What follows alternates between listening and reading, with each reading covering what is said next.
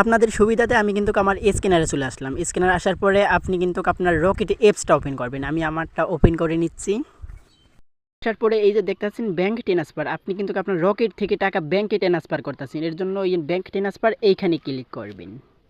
Rocket থেকে টাকা ব্যাঙ্কে ট্রান্সফার করার সুবিধাটা কি আমি এটা পরে বলবো। তারপরে কি করবেন, আধার অ্যাকাউন্টে এইখানে ক্লিক করবেন।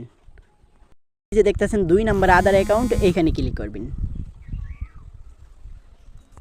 আধার অ্যাকাউন্টে ক্লিক করার পরে আপনার নতুন একটা ফর্মে আপনাকে নিয়ে আসবে। আপনি কি করবেন, এখান থেকে যদি আপনার অ্যাকাউন্ট নাম্বার দিয়ে টাকা ট্রান্সফার করতে চান তাহলে উপরে অ্যাকাউন্ট নাম্বার বসিয়ে দিবেন। অ্যাকাউন্ট নাম্বার বসিয়ে দেওয়ার পরে অ্যামাউন্টটা এখানে অ্যামাউন্ট বসিয়ে দিবেন। ডেবিট কার্ড এখানে সিলেক্ট করে ডেবিট কার্ডের নাম্বারটা আপনি দিয়ে নিলেই কিন্তু সমস্তভাবে ঠিক হয়ে যাবে। তারপরে একটু ভালো করে যাচাই করে নেবেন অ্যাকাউন্ট নাম্বার এমনকি অ্যামাউন্ট এমন ঠিক আছে।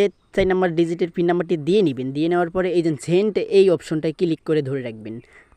ধরে রাখার সাথে সাথে আপনার টাকা কিন্তু আপনার ব্যাংকে পৌঁছে গেছে। এখন আপনার সুবিধাটা কি আমি ওইটা বলবো। এইখানে আপনার লাভটা হবে, মনে করেন যে আপনি যদি রকেট থেকে রকেটে টাকা ক্যাশ আউট বা সেন্ড মানি করেন তাহলে 14 টাকা 90 পয়সা খরচ হবে। আর আমি যেভাবে দেখাইছি আপনি যদি এইভাবে করেন তাহলে আপনার যাবে 3 টাকা করে, 1000কে 3 টাকা করে খরচ হবে। তাহলে আপনার লাভটা এতটুকুই যে 1000-এ আপনার 12 টাকা করে বেঁচে গেল। ভিডিওটি এই পর্যন্তই। যদি ভালো লাগে চ্যানেলটা সাবস্ক্রাইব করুন।